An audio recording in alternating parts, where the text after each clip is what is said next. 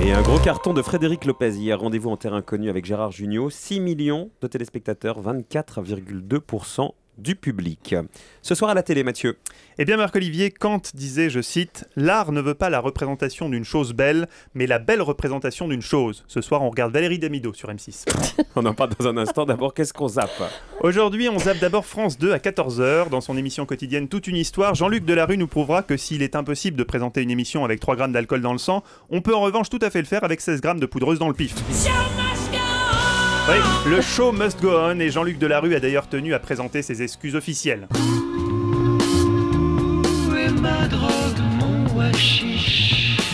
Ça va beaucoup mieux, Mathieu.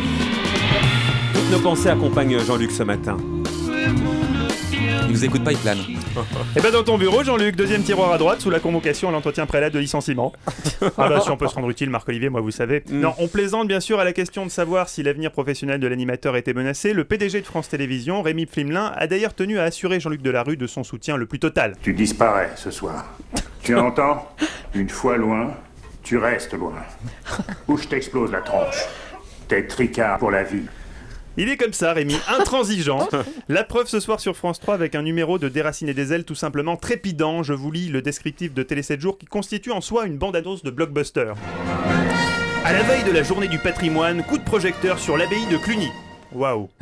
Il ne reste qu'une partie du transept que nous fait découvrir Frédéric Didier. Frédéric Didier étant imprimé en gras italique, comme si on était censé le connaître. Enfin bon. Donc le transept est pété, mais je cite, on peut le faire revivre grâce à des images 3D. C'est bon, on est sauvé, Marc-Olivier. C'est vrai que ça aurait été frustrant de visiter Cluny sans voir le transept, mais ce n'est pas fini.